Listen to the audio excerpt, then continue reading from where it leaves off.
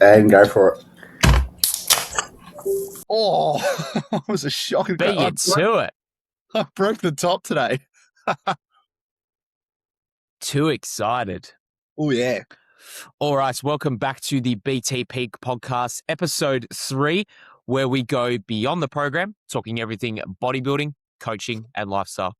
My name is Pang. I'm joined today by my very, very suave, sexy co-host, Timsy. Timsy, how are you, man? I am doing well, my friend. Just got back last night from the NBA Sydney show, which was awesome. And yeah, it's been an absolute very, very busy week, but very, very happy to be back on a podcast with you, my friend. How are you? Mate, I'm good.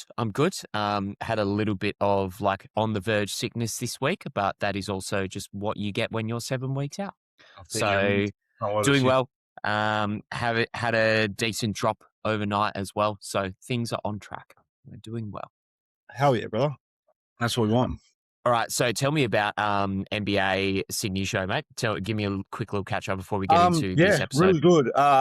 Pretty good show. It wasn't obviously as big as the season C shows. Is obviously it's still a new season that's in the rotation. But yeah, quality was fantastic. Shout out to Jesse, the classic guy. He was absolutely diced. Great structure, great physique. Very excited to see him again in 2 weeks at the national show. But yeah, some quality lineups. Bikini was always big, always great quality. The vibes were high, man. MG and I side stage. We actually didn't have any helpers for this show.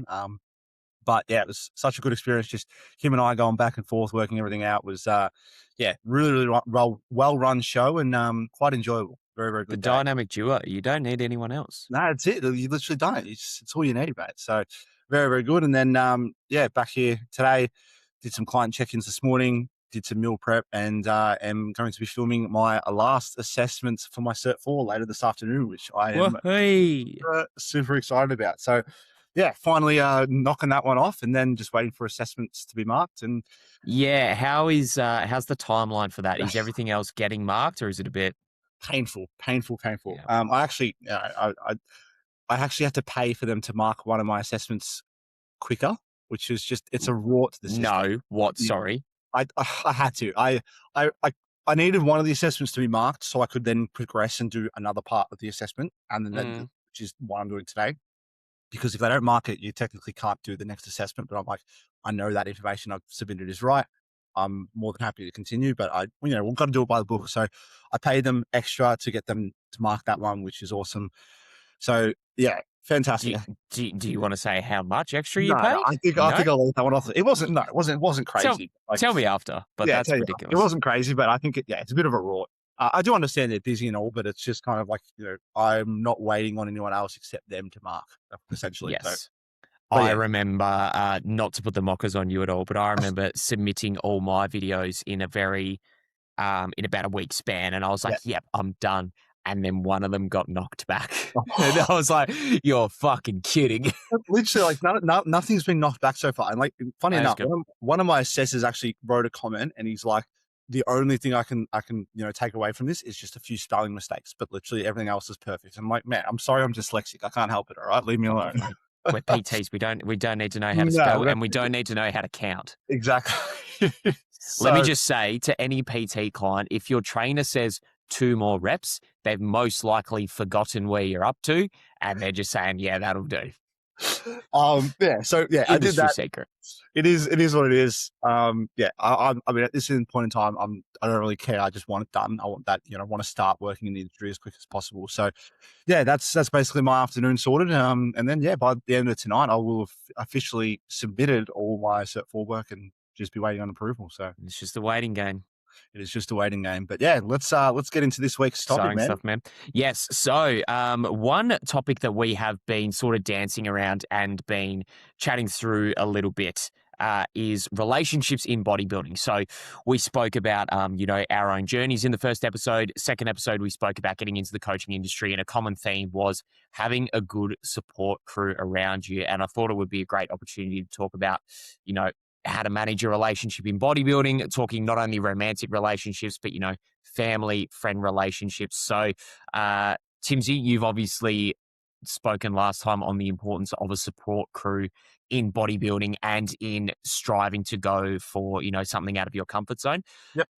Give me a little bit more on that. Just like, let's start off there with the importance of a decent support crew. Yeah, well, I think it's so important. Like, the people you surround yourself with ultimately reflect the person you will become and you will be. Your circle is very, very important in that sense. So I think, if you're surrounding yourself with people who consistently drink alcohol, doing drugs, going partying every weekend, eventually you're going to fall into that category if you want to, stay friends with them. On the flip side, if your friendship circle with people that, support the decision you make, want to help you achieve your goals, people that also train or also in the same industry, I mean, you're just going to thrive in that environment because, you should want to see your circle succeed. And if people in your circle don't want to see you succeed and actually, tarnish that, they're not the right people for you. Yeah, at the end of the day, iron sharpens iron too. And 100%. yeah, you're right. The people around you do reflect you as a person as well. Um, cool. Awesome. The thing that I wanted to touch on first as well is communication, Yeah, because I think this is super important into building a healthy relationship and an understanding relationship. This one goes for romantic, family, and friends as well, is going into a bodybuilding prep, communicating with your partner, your family, your housemates, whatever it is that you're needing to nurture, what the next few months is going to look like, what may happen, what may not happen, what your ability to, be present in certain things is going to be. yeah, Because I think that is what detriments a lot of relationships, is not communicating enough straight up. So communicating the fact of, okay, for the next 4 months, 5 months, whatever the prep timeline is, I'm not going to be able to go out for dinner. I'm probably going to get really crabby. Like certain things you're not going to be able to partake in, but then there are certain things that you should make an effort to partake in as well. 100%. Because I think we've all been in that period as well where we go full Jay Cutler monk mode and like don't see anyone for weeks on end because we're like, no, fuck it, I'm in bodybuilding prep and I need to suffer and da da da. I don't think that's the right strategy either. Yeah, I do think that that definitely comes in at certain points. Mm. Like, you kind of need to switch your mindset from, okay, I need to be a little bit selfish here. This is a goal that I really want to work towards. And in order to do that, I do have to, stop certain things. But there is a line in the sand, right? We're talking about, for the majority of the people, a natural bodybuilding show.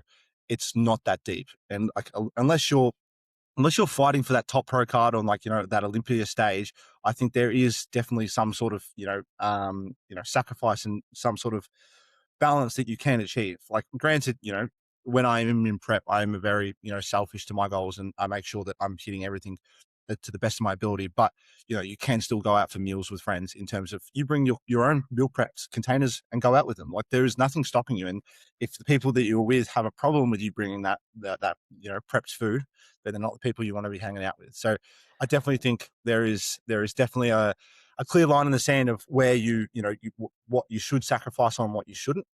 But at the end of the day, it's really not that deep. And there is a lot of things that you can still do that isn't based around food. You're still, adhering to social settings and stuff like that. So yeah, I think it's 100%. So like that was going to be one of my questions to you actually. What is your strategy around, let's say there's a friend's birthday on and you're all going out as a group. What is your strategy to navigate dinner, to navigate possible, like they might be consuming alcohol? What's your strategy and what's your go-to? I'll Because I tell you think right now. I think everyone's got a little bit of a different I'll strat. tell you right now. Sorry, guys, I'm sick. I can't come out tonight. Really? You just No, don't no, go. no, of course not. I mean, it also depends on, like, the person and how much, how close they are to me. I mean, and to be fair, when I did prep previously, I hadn't, like, a lot of my circle wasn't really involved in that. So it wasn't like I was, had to say no to a lot of things. But at the end of the day, like touching back onto communication, you know, I think a lot of the time that people aren't involved in this world, just seriously, they just don't know what it takes to get stage lean and to get to that condition. So I think being as open as possible with the people that are around you that aren't involved with it, and just tell them, okay, this is what's going to happen, because you got to remember, they have no idea. They don't know what's going on. You've lived and breathed this lifestyle for 3, 4, 5 years, maybe. So what's involved. You know the steps that it's going to take. How you're going to feel it 3 weeks out, how you're going to feel it 8 weeks out. They don't. Especially if you've prepped before. Yeah. I think it's very important. Like when you're a first timer, you don't necessarily know Yeah. how you're going to be. Like I'll use myself as an example. In my romantic relationship, I feel like I'm a very affectionate person Yeah. in normal sense. Like love a cuddle, like always going for hugs and kisses, very There much you a go. physical touch sort of person. But when we get to prep time, yeah, no, don't Yeah. touch me. I don't want any part of it. Yeah. So I understand that now, and my partner understands that. So that's definitely easy. If you're a first timer, though, Mm. you might not know that, but I think it's always a good idea to do your due diligence, do your research on what other competitors say happens, and just sort of make them aware of this could possibly happen. You know, I might not be as affectionate. I might have a lack of energy. I definitely can't eat out. But yeah, it's interesting that you say that you just call in sick, so to No, speak. yeah, it's not so much like, there is definitely times where I have done that purely because, I am sick and, just don't want to, put Yeah. myself under more expenditure going out. But I think, there is definitely times when you can go out and still enjoy a night out. Like, for instance, if I was to go out, completely, what's the word? What's the word? Example? Can't think of the word. Hypothetically? Thank you. Hypothetical. I mean, I feel like I'm in prep with my brain at the moment. Yeah, come on, mate. Hypothetical situation. If, say, my mate was having a birthday, he was going to a little pub in the city, right? I would, make sure I eat my meal before I go out. When I'm at the pub, I would, order either, just a water, a soda water with lemon, perfect, alternative. It kind of looks like alcohol, so you're not really getting that, he's not drinking. Okay, he is drinking, but, they have no idea what you're drinking. Have a boogie and then probably still get in bed, reasonably early in the night. Um, I know it also comes down to how far out of prep you are. But Mm. at the same time, if, that person's birthday, if it's getting closer and closer to your prep, you can just simply say, I'm sorry, look, I can't come out tonight. I'm focusing on my sleep. I'm really had a really big week, and let them know. And if they're the type of person that are supportive, they'll understand. They go, yeah, look, I appreciate it. And throw in another thing. It's like, An hey, look, alternative, yeah. I can't make it, but hey, let's catch up next Sunday. Let's go out for lunch or let's go for a Let's go walk. for coffee. Yeah, go for coffee, black coffee, easy, perfect alternative for a social food setting. There's ways to work around it, and if the people in your circle don't understand that and don't, don't agree with it, that says more about them than it does to you about you.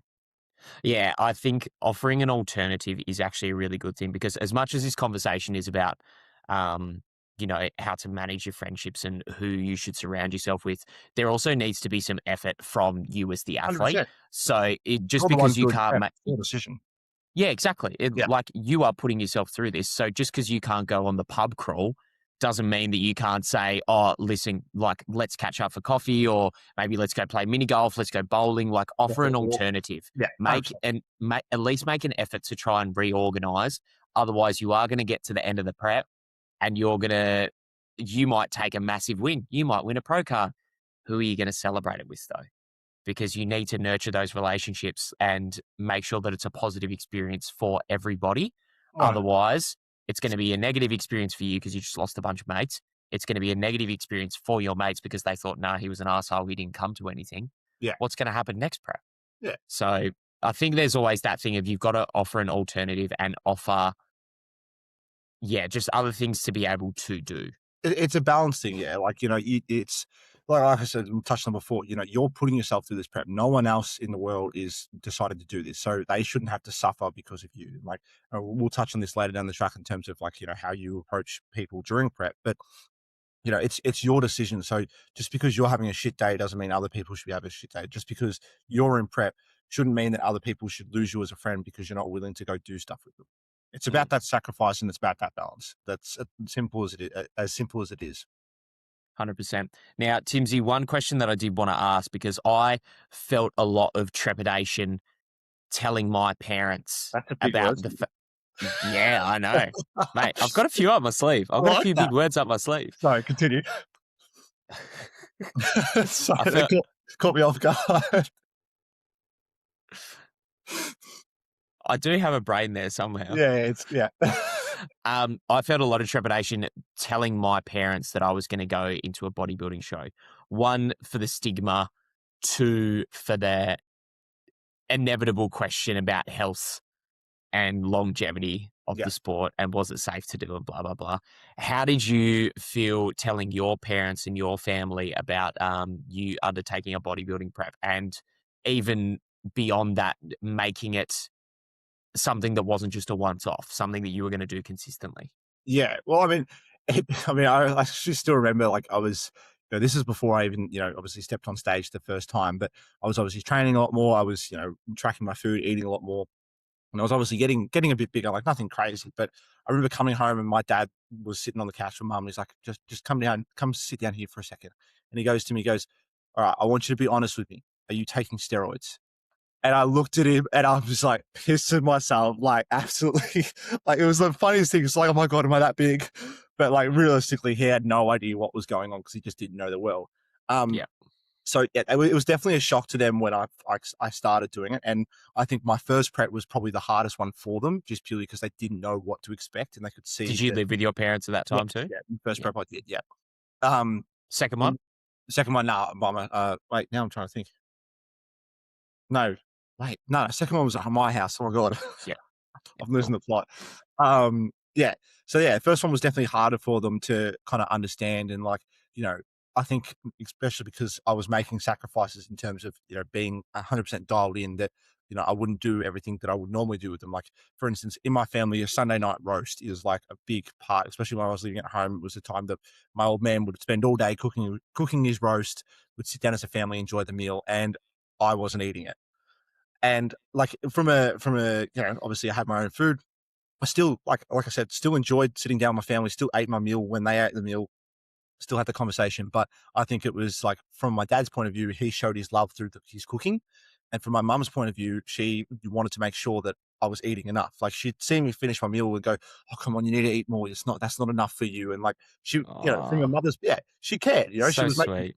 I know it was beautiful, but I had to keep telling her, like, "Mum, I'm good. I'm still hungry, but I can't eat anymore. I'm trying to do this thing." And then it all came full circle when they eventually saw me compete and they realized that everything I'd done up until that point was for this purpose. And when they watched me on stage, it was awesome. So it gets easier every single prep. And I think, yeah, some of my outside of family still don't understand it 100%. They are getting more used to it, but it's just one of those things. It's like, I can kind of, it's water off a duck's back at the end of the day. What about, Yeah. what about yourself, man? How did you go expressing it to your family? Oh, yeah. I was really nervous. So I didn't get asked about steroids before I said I was going to compete, unlike yourself. You Yeah. lucky bugger. But yeah, like I was tracking my food for a little bit, but it'd be the sort of thing of like, I'd get mum to write down everything that she put in, like a big bulk meal that she would cook up for dinner, and then just sort of roughly track it every now Yeah. and again. So that wasn't a massive impact at that time. But then I was really nervous because at the time I was playing, as I said, I was playing football and I didn't want to anymore. My dad has always been the big footy dad. Like he was the goal umpire, he volunteered at everything. And at the time I was playing for the same club that he played Yeah. as a kid. So he was very well connected, loved being a part of it. So to tell him that I was going to go and do this thing where I stand on stage, tanned up to the gills in a G string, instead of the thing that he loved, I was really, really nervous. And then I was nervous about the health conversation with my mum because same thing, she would be like, are you eating enough? Are you doing steroids? Are you doing this? Are you doing that? It actually went quite well. They Yeah. kind of just both went, oh, okay. And but they definitely showed signs of worry during the prep. However, same thing when it came to showtime, they were my biggest supporters. I could hear my dad yelling out like it was a footy game. Like I think he just likes competition. Yeah. And I think he likes seeing his sons, because I've got a brother as well, likes seeing his sons just do stuff that they enjoy. And so he was rapt. He was like loving it on show day. He's been to like maybe 3 or 4 of my shows. Yeah. And especially considering 2 of those were interstate, that's pretty awesome for me to be able to say that he's been to like some national shows. He was there when I got my pro card. And he was just fucking loving it. Yeah. Like I don't think he fully gets the training side and the diet side in the prep and in the off season. But Yeah. when it comes down to show day, he's like locked into it. So Yeah.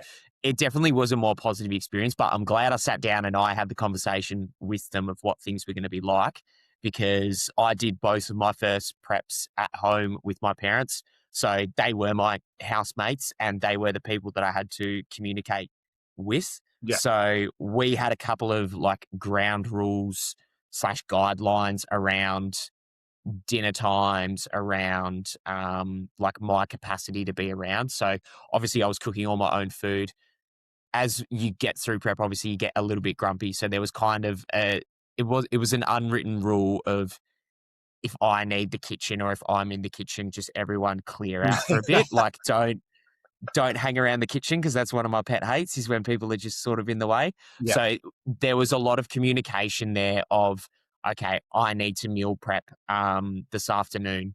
So mum was like, okay, I'll make sure that like everything's done before then. Can you just be done by this time so I can Yeah. cook dinner? Yeah, no worries. 100%. Or I'd be out later, or I'd be at the gym and mum would be like, do you need to cook tonight? Just so I can figure out, like, do I need to wash up everything now or can I leave it for a bit?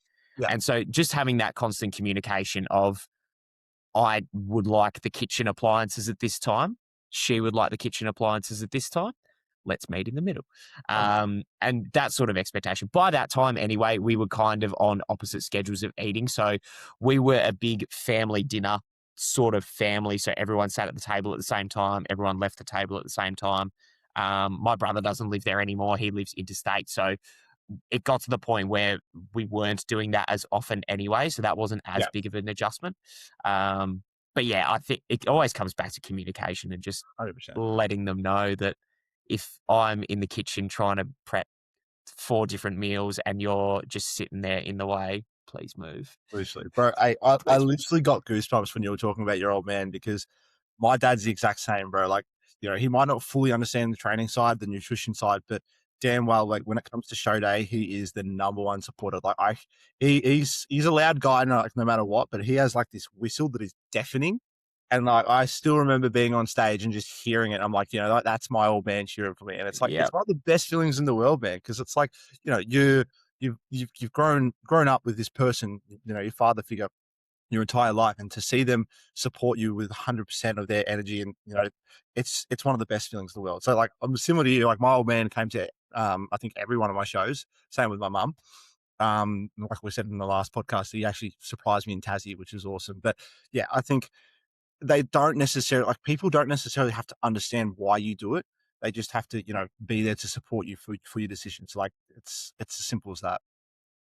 All right. Well, let's move to the romantic partner side of things. So, I think there's two sides to this coin. Yeah. So, we've obviously both got our own experiences with this, which we can chat about. But I think there is two sides to this coin, and it's what a partner should do for you as an athlete in prep and what their responsibilities should be or what their expectations should be.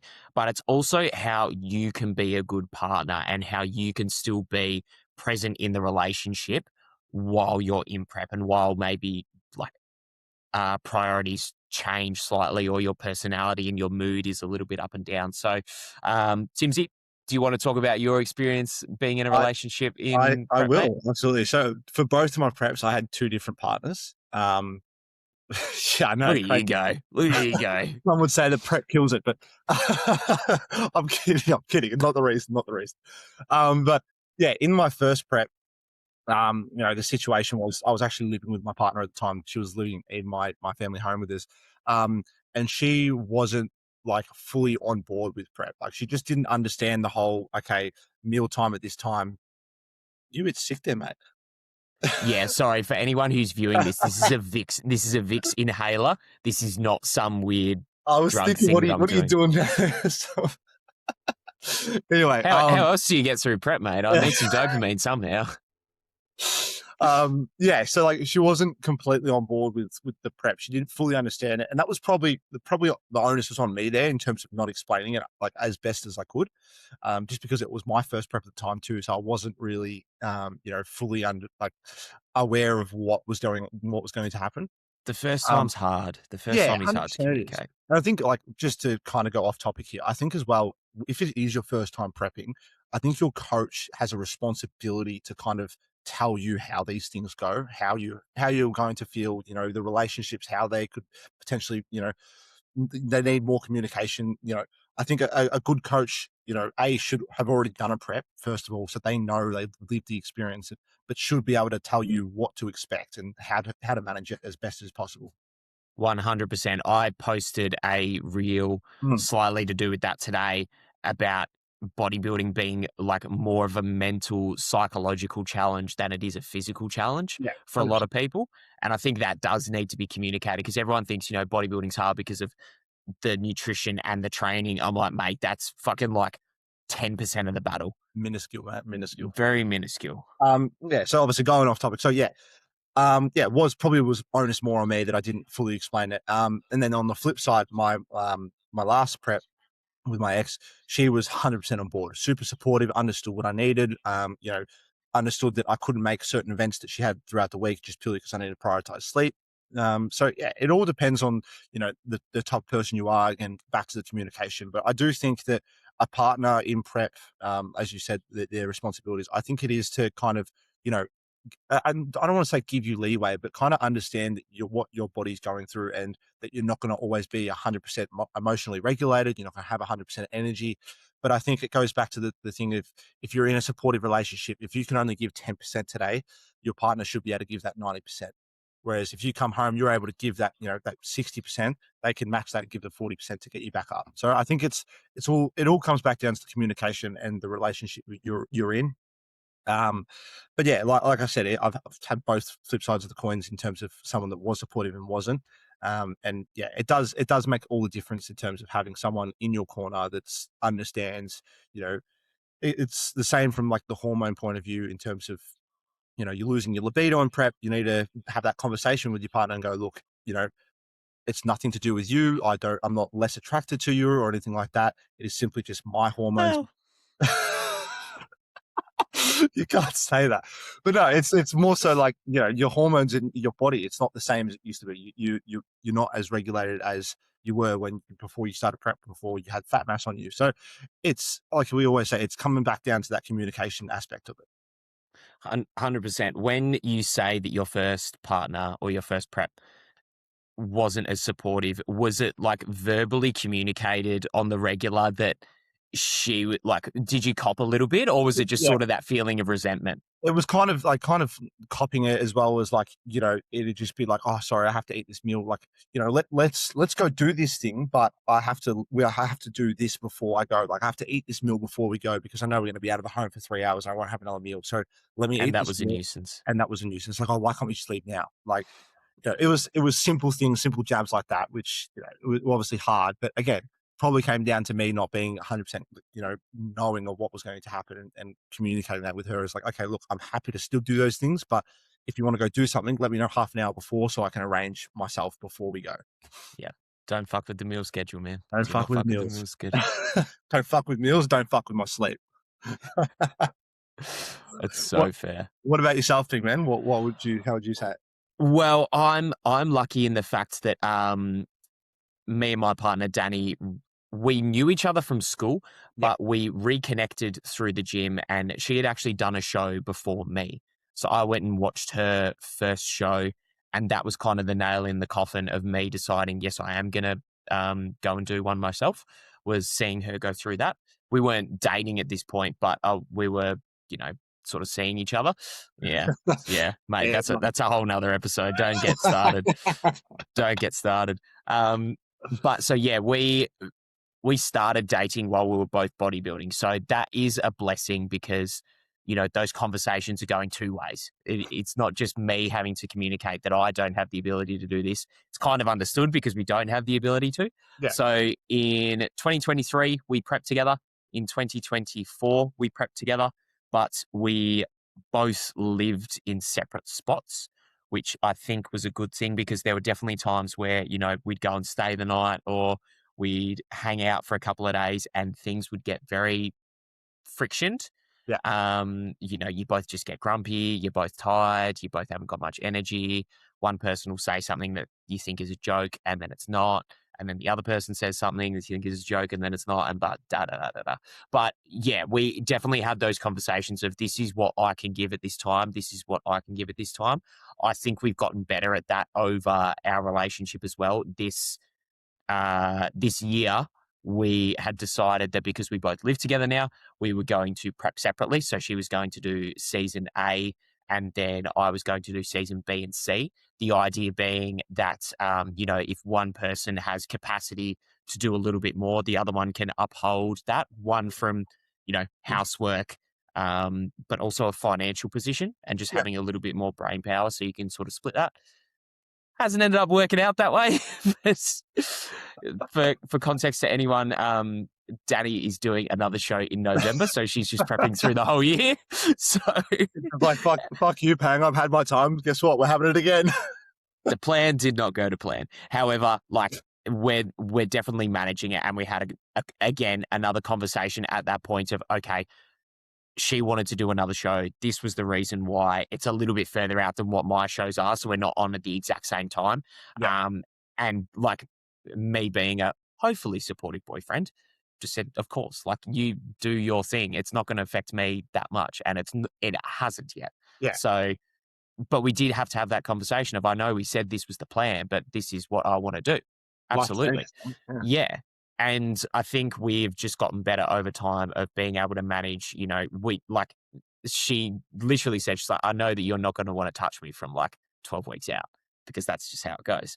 I'm like, that's not true. I I've had a still couple love of you. cuddles since then. But I'm just like, hey, leave me alone now. I'll But I was going to say, I'll be interested to see, and I will ask you, towards the end of the year when you both have successfully completed your preps, both being on stage, how managed it and the things that you did differently from this time compared to last time when you were both prepping at the same time. Because I think that there definitely will be some contrast in terms of, the communication levels, the understanding from one another. Is there anything straight away that you've put in place that's kind of different to what you have previously done? I think more from a financial perspective, Yeah. considering we're both in the same house, when she was the only one on prep, I would cop a little bit more of the grocery bill and do the bigger shops and a little bit more of the housework as well. So you would uphold a little bit more. Yeah. Whereas now it's kind of an even 50-50 split. Yeah. So we alternate weeks of who does the big grocery shop. And we figured out how to share a little bit more of the housework load just as my energy capacity comes down. So it's more like that sort of logistical stuff. I think from a communication perspective, in terms of mood, hormonal balance, everything, we kind of know that from last time. Yeah. Whereas now it's just logistical of being living in the same house. And we're very good at the same sort of thing. One of us has got a meal prep, get out of the kitchen. Yeah, It's a lot easier when it's your partner and you're Yeah. not having to explain to your parents. And our house is very well equipped for it as well. But yeah, it's that sort of part of everything is probably still just as good as last time. It's just, navigating being housemates, so Yeah. to speak. I've always been kind of jealous, you see couples, prepping together and from someone that hasn't had that in terms of any partner that I've had hasn't been 100% in the same industry and bodybuilding and that type of space. I would be really interested to see what it is like, prepping with someone that completely understands literally prepping with you. Imagine we were Yeah. you're just prepping with you. I don't know, a sense of me just feels like everything would just be so perfect. I completely understand. Okay, he doesn't want to bar every day. I'll leave the man alone. Okay, he's cooking in his meals. I ain't touching the kitchen. I feel like it just works so well. There's positives and negatives to prepping together as well. When we first said that we were going to do split seasons, I was a little bit flat because I kind of liked the fact that we were both in the trenches together. Yeah. If you were at the gym having to do a bunch of steps, you weren't doing it alone. If you were doing a 3-hour session because you were dragging your feet and you were like, fuck, my rest times are going a bit long, you weren't doing it alone. You were eating the same sort of meals. So I was a little bit flat at that time, but then it sort of made sense in my head of splitting it up. And even now, it doesn't feel like we're both dead because Yeah. she's still 16 weeks out, I think, whereas I'm a little bit closer. So yeah, there's positives and negatives. Obviously there's the negatives of you both sometimes in a bit of a grumpy mood and neither of you wants to deal with the washing that needs folding up. But Yeah, like there's also that positive of you're in the trenches together, like you're getting after it. Yeah, having someone that understands 100% how you're feeling, like, as well, like, Yeah. you're both in the suck, and so, like, at least you're in the suck together. Yeah, so I think having both experiences, I don't think one's necessarily better than the other. I think it'll just depend on your relationship dynamic and like how much your capacity will be at that time Yeah. as to whether you want to do that or not. And, like, it's not to say that you have to have a partner that is in the fitness industry, because Oh, no. I know a lot of people that have prepped with partners that, don't go to the gym, don't train, don't do any of that, but are still 100% supportive, understand what's going on, know that they have to pick up, some of the pieces when, you're just having a shit day, mentally, physically, all that. So it's definitely like, for the listeners, people listening, you don't have to find someone in your field. It's just another one of those things. It comes down, like we keep saying in this episode, it comes down to communication and just the support and the people that you surround yourself with. I think to a certain capacity, like they've got to have a Oh, yeah, little bit of an idea though. Like if they had never understood counting calories in their life or had never stepped foot inside a gym, that'd be pretty hard. Like yeah, from the partner's perspective, if you yeah. had no idea about any of these things, I'd be like, what are you doing to yourself? But I think too, personally, like, I wouldn't, like, I mean, me personally, I wouldn't put myself in a relationship where they haven't done that. You kind No, of have to get it's true. some of it. But yeah, we got off topic, mate. But yeah, that's awesome to hear, man. And I'm hopeful that it continues to just blossom with you two. Like, I don't see you two going off the rails anytime soon in terms of being at each other's throats. So No, no, she's we're she's outside the door holding a knife, waiting for you. no, and the relationship has only gotten stronger with the addition of our dog as well, Oh, which oh, is. man, I was waiting for you to say something else. I know, What were like you waiting for me to say? a little extra. No, mate. Nah, not yet. My there's been no morning woods for a solid few weeks, mate. Let's just say that. It's okay. All right. So we did obviously touch on this at the start of the episode in terms of breaking out of toxic friendship circles. The detriment that can have to you, tough conversations that you might need to have. Have Yeah, you had to cut off any specific friends or have you had to have any of these tough well, conversations? I definitely have.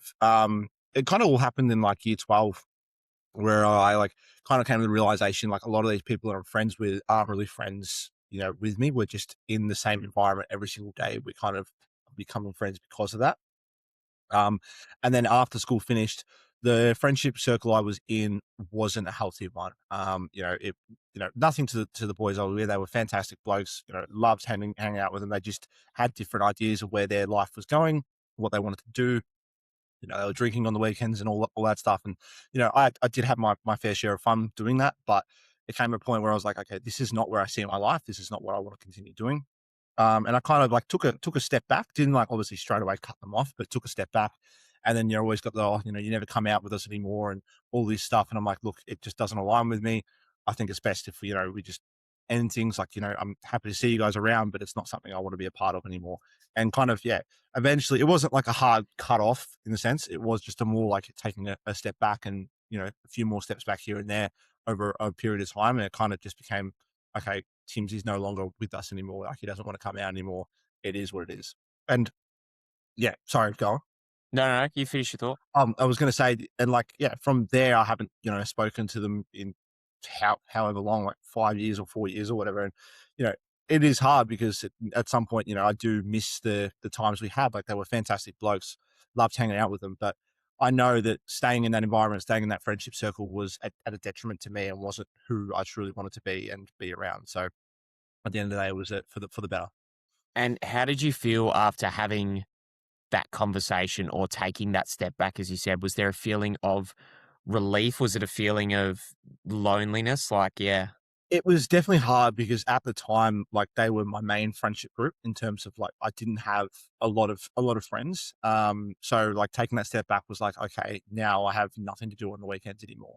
So there was definitely that part of feeling lonely. But you know, I think that that experience and that feeling of being lonely, it was kind of like, okay, you're feeling this, but here's an opportunity now. You have this extra time to go find people that are aligned with you, and you slowly build up your friendship groups. Like you find people that align with your goals, align with what you want to do and who you want to be, and your group grows from there. So there was definitely a part of me that was relieved, and I'm like, okay, cool, I'm done with that part of my life.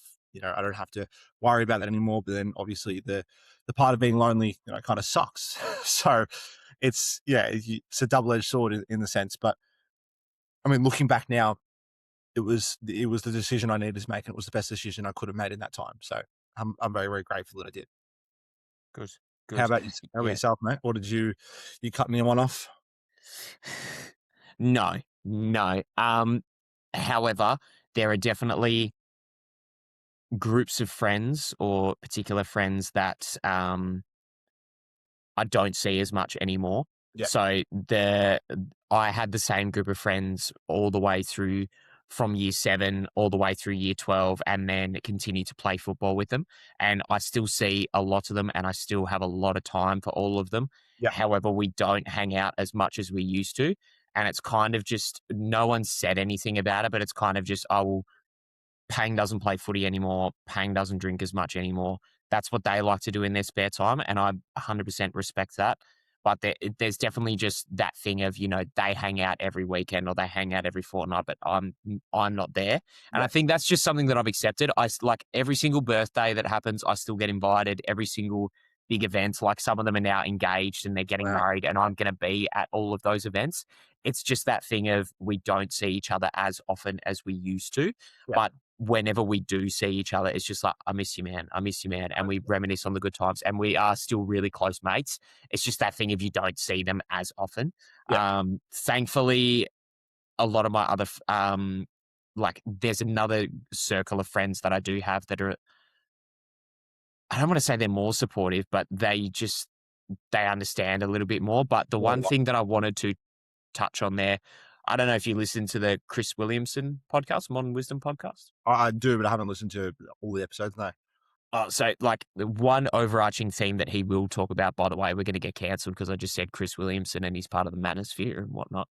Um, one of the things he does talk about is his idea of the lonely chapter, where you have outgrown a certain group of friends, but you haven't grown enough to find your next circle of friends, which I feel like speaks to you in Yeah, your situation. It probably speaks to me in my situation as well, but what I wanted to link this back to in terms of bodybuilding and coaching is the importance of interacting with people who have the same goals as you over social media or at bodybuilding shows. yeah, Because yes, you're right, it can be super duper lonely. You're in this like you're in a solo sport journey. It's not. You just need to find the circle of friends and you need to interact with people at your gym. You need to, you know, when someone follows you on social media or sends you a DM, respond back like they're a mate. And when you're at a bodybuilding show, don't just sit in the corner by yourself, especially if you're at an interstate show and you're not necessarily connected with everyone. yeah. Go and interact. Like I think that was my first experience. Was my first interstate show was in South Australia, and bodybuilding in Tasmania is a bit funny, believe it or not. It, it it's a bit standoffish. So when I got into South Australia, it was quite a small show, but and a very small dressing room. Might I add, very very small dressing room. But I was kind of in the corner doing my pumping up and very much staying by myself. And I was kind of in the mentality of I'm going to be up against these guys on stage. You know, I need to be all macho and bravo. Da, da, da, da, da. And then one of them just came and said, "Hey," and it kind of snapped me out of it. I'm like, "You actually want to talk?" And it was that experience of I now interact with, you know, maybe 3 or 4 blokes from South Australia that I had never met up until that day. And then same thing, the next show in Victoria that I went to, the Nationals in Brisbane, Nationals in Victoria again, just meeting different people at each and every single show and being able to interact with them. Because at the end of the day, you're all in the same circle and you all have the same goals that are aligned. So I think that's really, really important is, you know, whenever you interact with anyone over social media or, you know, you're at the gym and you see the same people there all the time, or you go to a bodybuilding show, even if you're just a spectator, go and interact with people. Go and make friends. Go and make new friendships and new relationships because You never know who could end up being your best mate. You never know who you could be getting a piss test with and start a podcast with. You do not. You do not. I mean, I there's not much more I can add to that, man, because you're 100% right. Like, the bodybuilding community is such a supportive group. Like, it is so supportive. Like, yeah, you might see someone that's like, 3 times the size of you and you think he's scary, but 99% of the time he wants to help you just as much as the next bloke. And Mate, Benny Wortley scares the shit out of me, but he bro, loves to have a chat. nicest guy. That is his podcast too. Shout out to Top Deck. Yep. Top Deck, great funny. But no, yeah, you're absolutely right. And like, especially with social media now, we have so much power in this phone, so much. We can talk to anyone across the world. And, it only takes you to go onto like one of the bodybuilding federations, web pages on Instagram, look at who's winning, comment and go, hey mate, look, awesome physique, loved it. And just starting a conversation there. There's so much misconception with, obviously on stage, you're all, fighting for the win. You all want to win, but it's not like everyone up there is against you. Like, you can't talk to them. They're the competition, right? No matter what, like when it comes to a bodybuilding stage, you've already done everything you need to do to get there. It's now time to go show the physique. Backstage at a bodybuilding show is so much fun. It is such good vibes. Everyone's like, oh, look at the lines in his glutes. Look at how big his arms are. Like, of course, you talk about the lines in the glutes. Of course, it's the best part.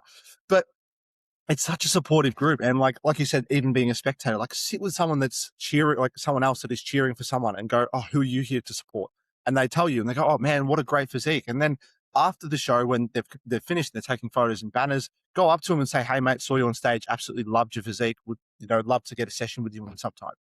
A simple start to a conversation like that can get you so far in the industry. And like you said, it is an open world of people that you can just connect with and grow your circle in that aspect. So 100%, I'm fully agreeing with that statement, man. It's awesome. It's such a supportive group of people to be around. Yeah, I think that sometimes the standoffishness backstage also comes from nervousness, especially 100%. for first timers. You're just shitting bricks and you're not really sure what to think. Whereas the ones that are a little bit more outgoing are usually the veterans. They've done it before. They've got a little bit less nerves.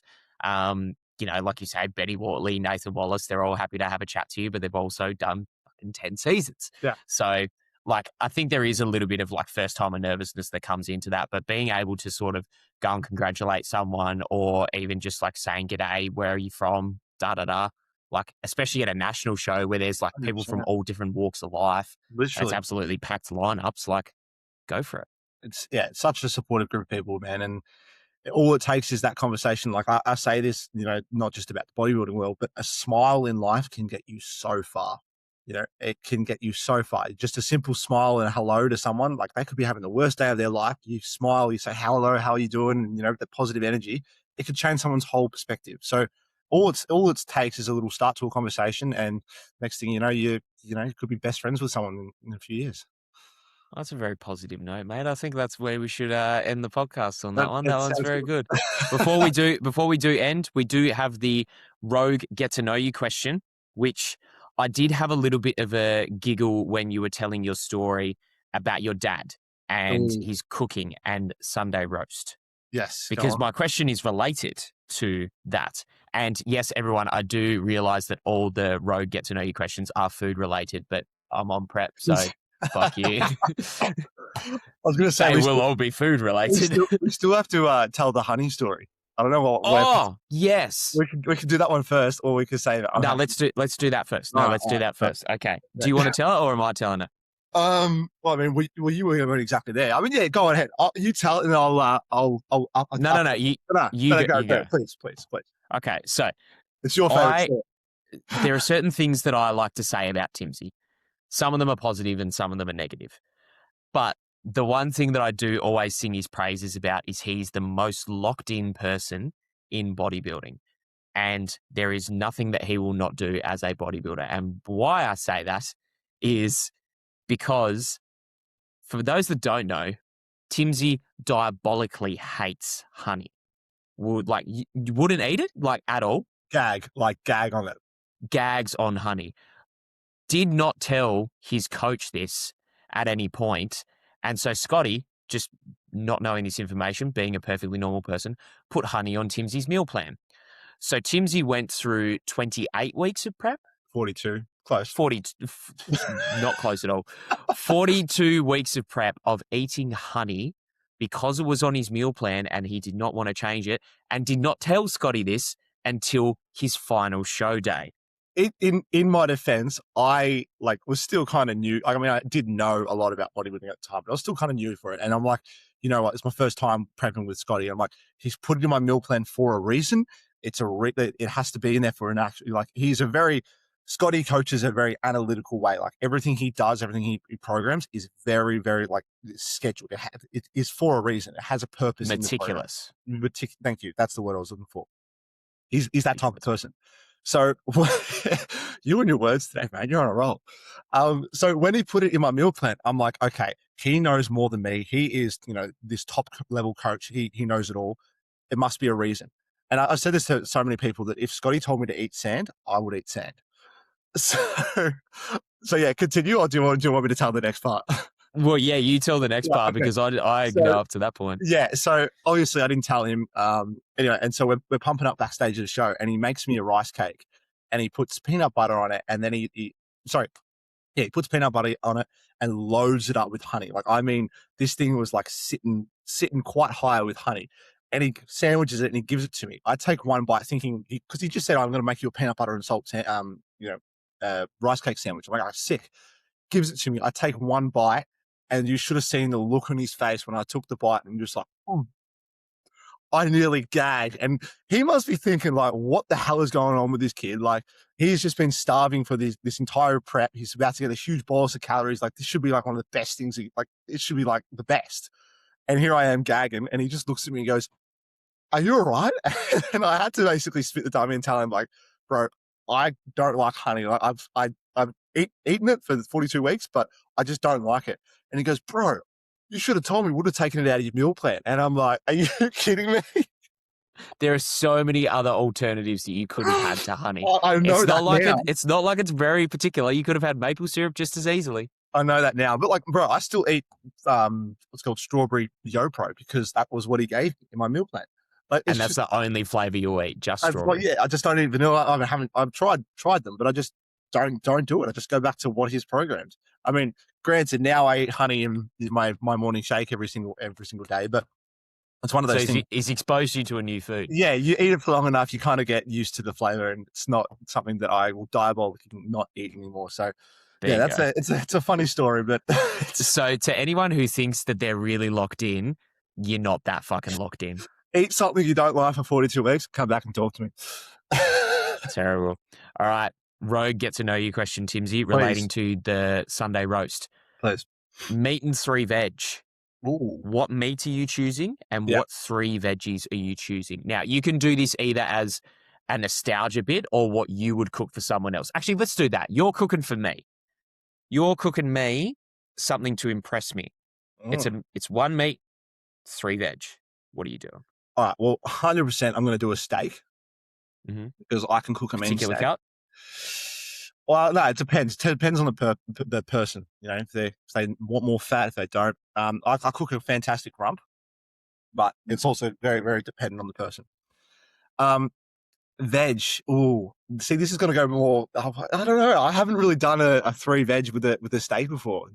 I'm thinking more roast veggies. So you got to get your roasted potatoes. I think the crunch of those is just, you can't beat it. Yep. Then the second one, I'm going to say roasted onion. Ooh, absolutely slaps. My old man in particular does one that is just red onion or white onion? White onion. White onion. So good. And then the third one, it's a tough one. I'm going to have to say roasted pumpkin. I think roasted pumpkin just hits. It's really, really nice. So yeah, they're the 3 that I would probably cook for you. And then if I was eating it myself, I'd personally have my old man's lamb roast and those same three veggies because I think he nails it. But mind you, this man, he gets his roast and he measures it with a ruler and a level to make sure it's level from where he is meticulous, bro. He gets a full notepad out. Dinner is not at 6:30. Dinner is at 6:33. Food is on the table at 6:33. He's cutting the meat at 6:27. It's not 5-minute blocks. It is meticulous minute by minute blocks. So Shout out to my wild. old man if he ever listens to this. I don't think he will, but Mate, next time I'm in Melbourne, I think I need to come and meet bro, your dad Sunday for dinner. night at my family's house is just it's fantastic. Which is like, again, going back to the whole prep, which is like the worst part because you're sitting there with your food and you're smelling this roasted lamb and there's potatoes and you're just like in heaven and you're like, I can't touch it. Yeah, no, that's fair. No, I tell feel, me, I feel, tell well, me I feel yours. like the Sunday lamb roast is iconic with any family. 100%, bro. I Like, feel like so it's Australian. yeah, 100%. So I think if I was doing a nostalgia one, it'd be a lamb roast as well. But I'm gonna go with the same thing as you. I'm gonna go for the steak. I am going to go for a thick porterhouse, like one of those New York Oh, porterhouse ones. My veg is going to be a garlic mashed potato. Do love a mash. oh yeah. I'm horrendous at making a mash, but I love when someone makes me a creamy mashed potato with some garlic in there. And then I'm going to go for the roasted carrots. I think you're right there. You need to have a roast veggie of some description, and I'm going to go with the carrot. Roasted Like, carrots, man. have you ever had honey glazed carrots? I have. They are amazing. Roast Amazing. honey carrots. So we're going for that.